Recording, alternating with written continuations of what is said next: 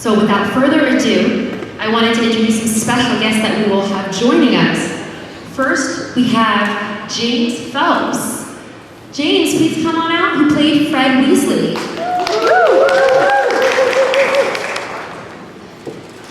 And the other Weasley brother, we have Oliver Phelps, who played George. Welcome.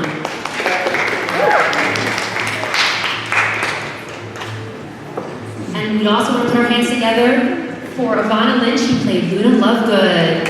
Welcome. And last but not least, we have Michael Gambon, who played the prestigious Professor Dumbledore. Welcome, Michael. Hello. Here you go, sir. So we're going to be here to do a group Q&A. Jimmy and Danny from the PR team will have roaming mics. So if you have a question, please raise your hand and we'll come grab you. I know our first question goes out to Ricky. So Ricky, what would you like to ask our team? I don't know. Okay. Hi there. I have spoken to you three before, so I must address this question to Mr. Gambon. This is your first time here, from what I understand. Second. In Diagon Alley, first time, right? Yeah. Excellent. So what are your impressions walking in here for the first time, and what do you look forward to? This is it's very good, very nice. Got some nice paintings on the wall. I like the chandeliers, and it's very good. I just walked in. Is that a good reply? It should be. I've studied them. I like the beams across the roof. It's all very accurate. Our next question.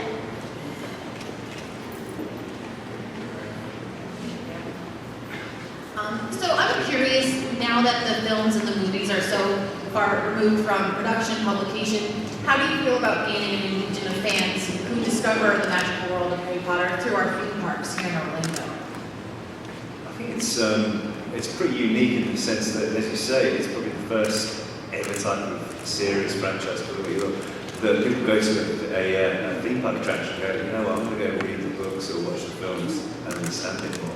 Which is great, because even like today when you see, I never thought I'd see a guy who was obviously out with his grandkids, and the dad and the kids were saying, oh come on, we need to go to Hogwarts, and the granddad was playing along, and yes, okay, Hogwarts, of course, yes. I didn't quite understand what was going on, but you could see him like really taking everything into detail as all here. I think that's the cool thing about it, so I think it's just totally unique to this part of the world. Thank you. Our next question. So usually you guys have so many questions to ask. I guess I'll ask a question to our crew here.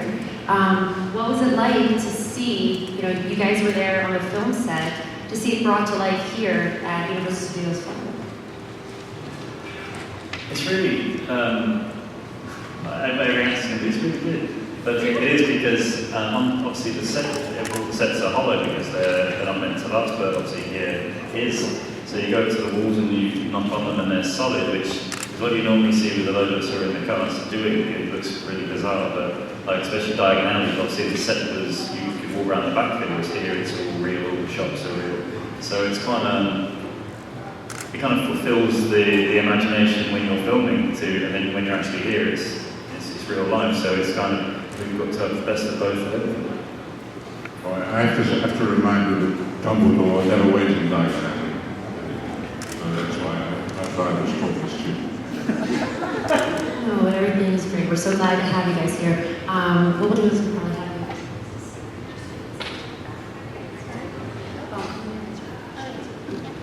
Our next question, right over here, Christy. This one's for Michael, please. Hi, how are you? I'm fine. It's nice to meet you.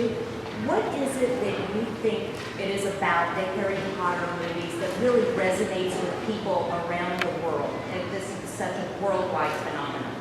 Well, it's children and danger, isn't it? I certainly said children in this living that life under that thing is only imagination, and the real danger area and all these monsters. Is that right? That's what it's about. Which one is another? And Dumbledore also know. Gotcha. We have our next question right there. Hi, Hi guys, this is mostly for Oliver, James, and Evanna, because you guys were here last year for the first celebration, and you guys also were here for Diagon Alley, so I'm just curious to know why it's important for you guys to kind of keep coming back and keep giving back to fans so many years after the series are finished. To be honest with you, we have such a great time when we come here, because if we didn't, we wouldn't come. But the fans are so lovely to us. They're very warm to, like, they're very quick to say hello and say hi, but then they're not going to invade your privacy, which is really nice, and we can still enjoy going around the park anyway. But they're very quick to say hi, and it's also great because when we film, when we were filming, there were only a couple of hundred people on the crew and the cast, and that was it. So you never see a live theatre when you see the citizens straight away. Obviously, when you do film, you don't really see that. So, especially coming here, you see the adulation, as it were, for the work you've done as well. So that's quite a unique experience, really. Thank you. I think it's so much fun for us, and to come back every year and to still be met with that same passion, because we all had so much fun on the films, and it's like, especially in being actors in this industry, it's just. You don't always get that warm reception, and to have something that's always going to be a part of me. Like for me, it kind of was long before I was part of the films. I was 8 years old when I read them, so I can't detach myself from this world. So anytime I'm asked to come back, it's a pleasure. I live in London, and wherever I walk, I get stopped by children about Harry Potter. They're too young to have seen Harry Potter. They've been told about it by their mum and dad, and I like that. Yeah. That's good. Thank you. Our next question, Barb? To kind of play off what you said about being able to walk around and enjoy it, do you guys sneak into the expo too and kind of have an old time sake looking at Camino Lima and the props and all the different things that you really kind of lived with on the set?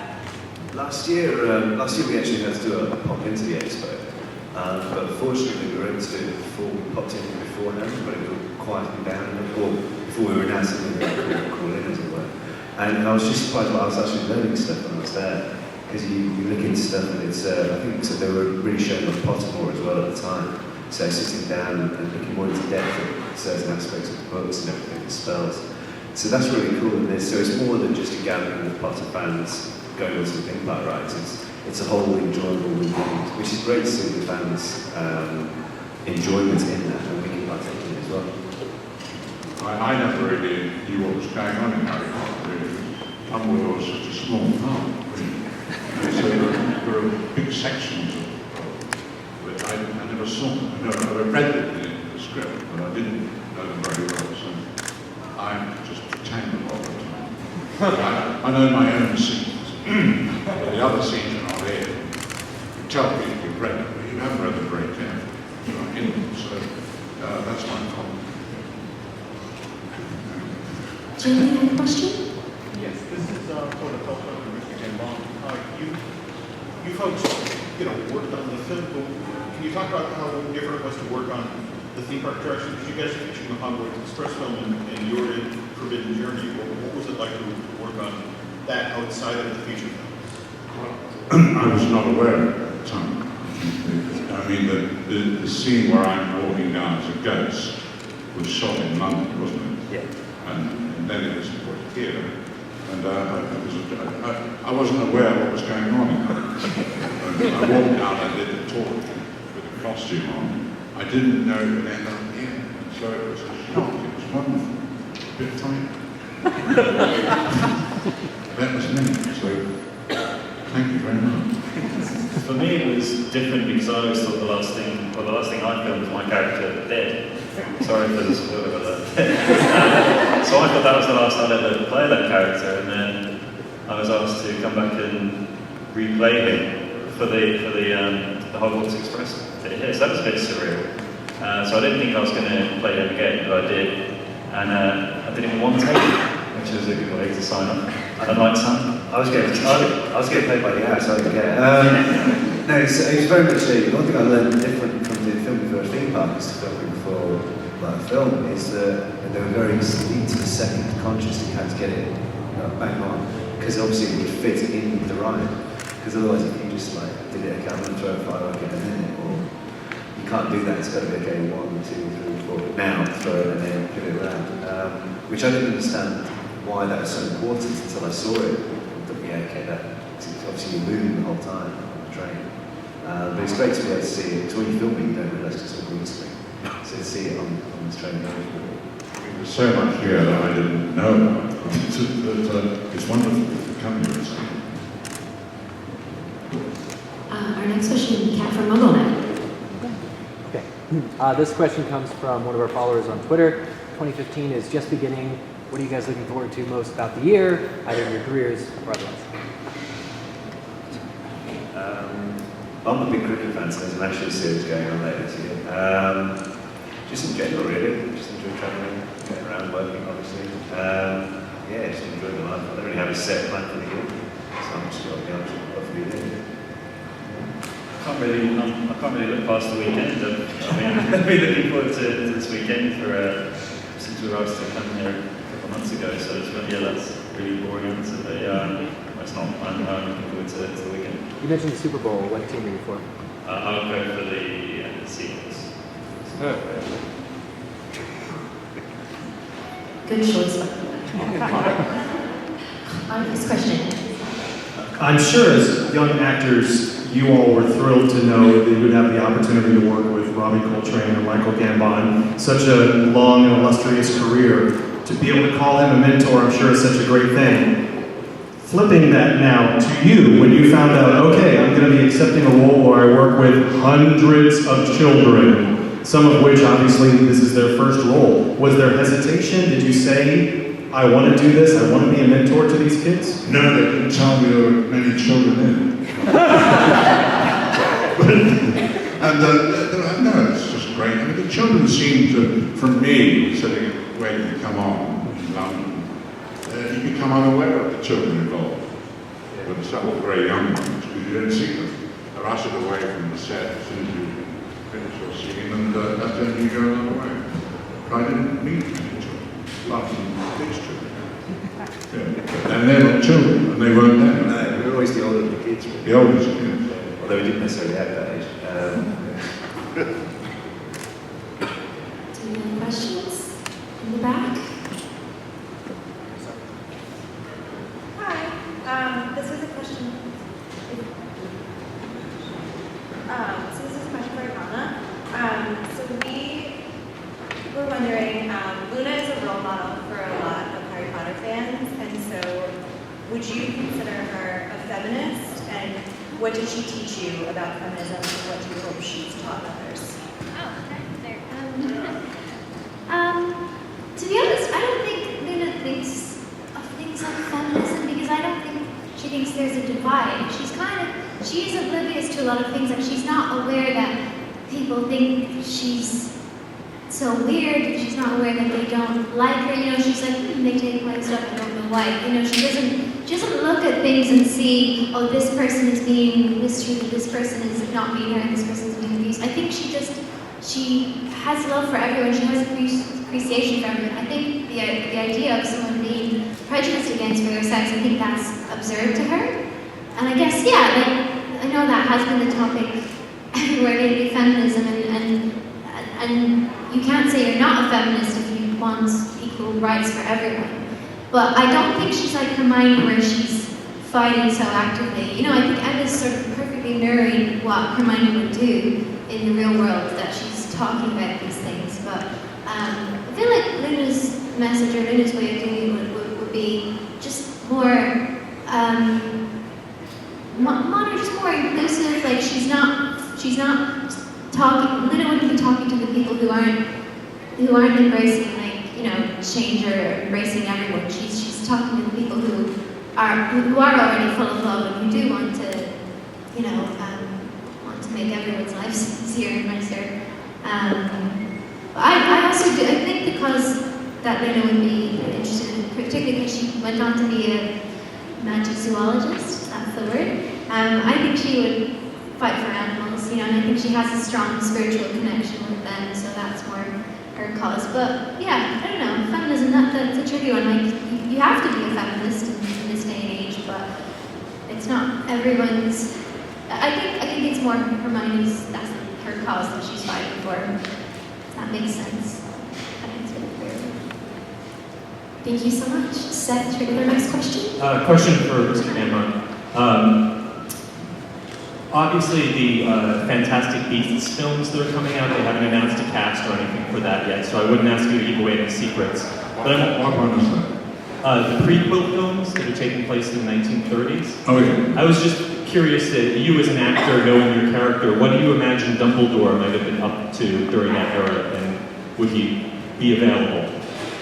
He'd be growing up with me, he'd be younger, and determined on a career in magic and in the house itself, in the building. He'd be worried about his money and doing well and running the place. That's what he really wanted to do, was be in control. So it's not in the background, some squirt. Very good reply. Supposed to be a laugh. I was just trying. Anyway, I don't know. Thank you.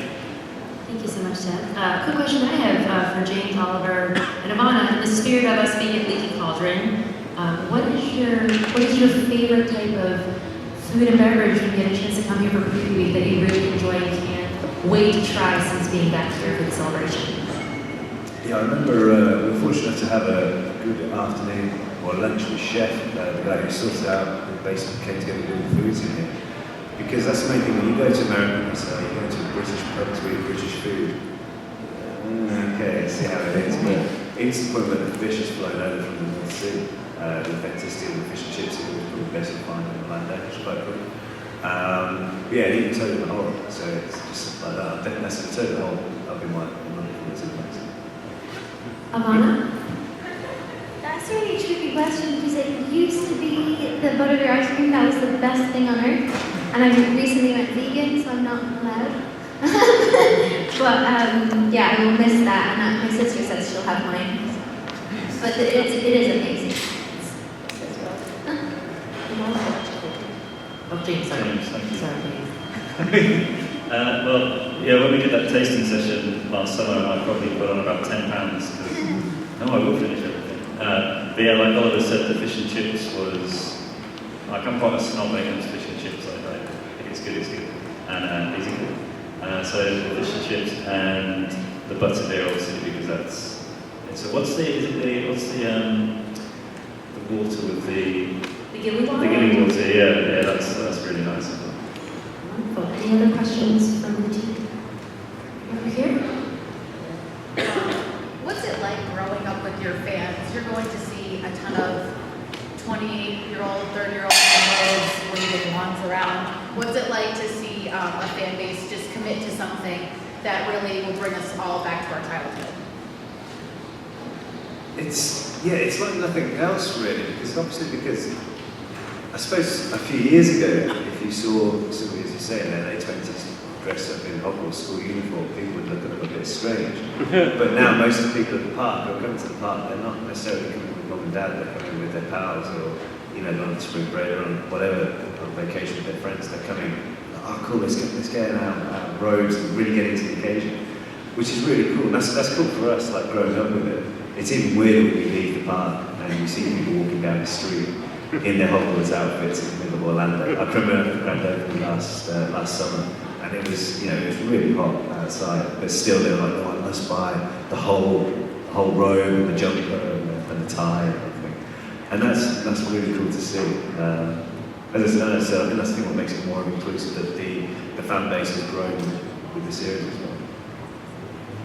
Thank you so much. Question for Michael. Yeah. You're involved with the next adaptation of J.K. Rowling's works, The Casual Vacancy. Yeah. It's being turned into TV. Can you tell us anything about that adaptation or the process of working on? That's the same writer. I can't tell you. I'm told not to speak about it. I can't say, but she did. Well, she wrote me a letter when it was finished, congratulating me on my performance. So there you go. You've got to clap for that. We just have time for a couple more questions. So we talked to some people at the expo. They said that these books got them through their chemotherapy. They said that these books like brought their families back together. How does it kind of feel to be part of a series that has such a big social impact like that? I guess it's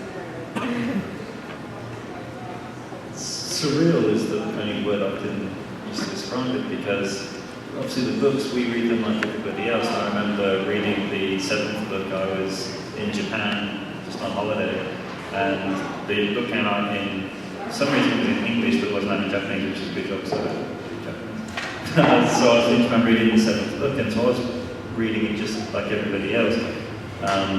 But like you said, but I'm not reading them thinking of the faces of the characters as like the actors who play them. So I know the actors as the actors, the real people, not the characters, if that makes sense. But the way that it's all around the world, like you say, we've had people when they've been going through illness or something, or even families being brought together, or even people have learned English because they wanted to be able to read the first print of the new book in English.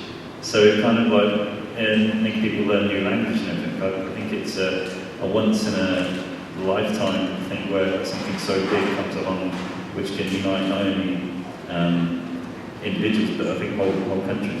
It goes everywhere. I mean, we were in Australia, and James and I went out one night singing. We had been like a rock club, and this guy came over to us, like big, broad guy, and he was chatting away, and he said, "Oh, look, I've got this sleeve," and he had like a load of tattoos. And he said, "This is my first ever tattoo. We've got the dark mark tattoo down there." And I was like, "Oh right, cool. So you're a part of that?" He said, "Yeah." So just stuff like that, you see what it means to people that they go to Atlanta to get it, permanently etched on their body, and I just, it brings it all home to you really. But it's an important part of a lot of people. Our next question, actually, we'll go right here, and then we'll go right over to you.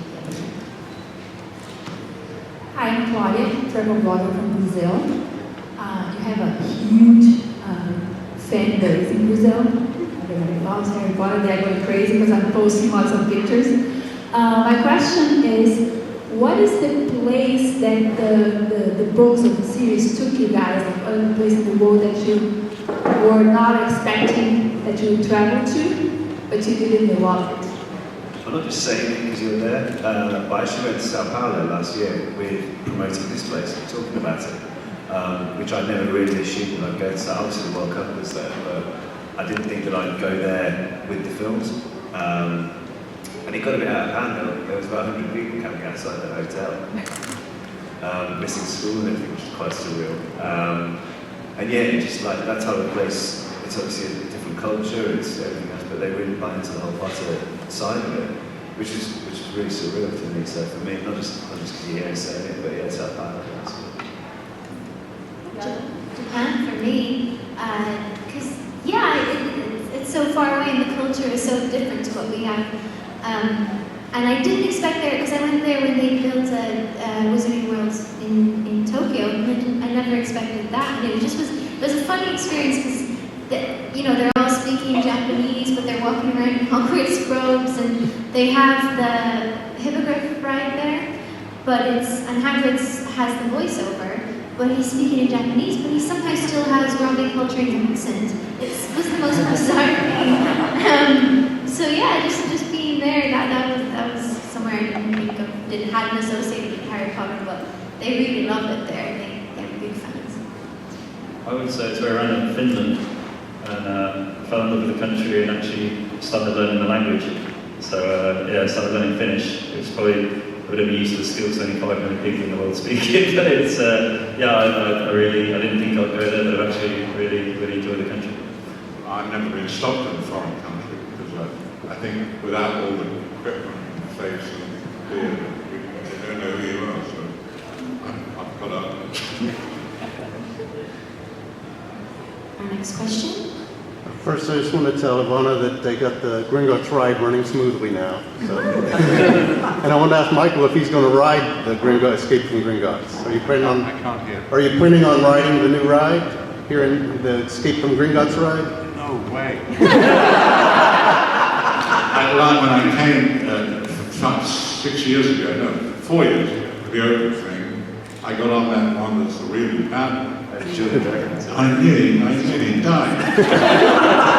I held it. Dan Radcliffe was sitting next to me, and I was so frightened, I just kept my eyes shut, and I'm praying and feeling awful. And I looked at him once, and he was grinning all over his face. I'm so old, I can't stand it. I wouldn't drink. I'd love to go on, but I'm too old. I would drink some money.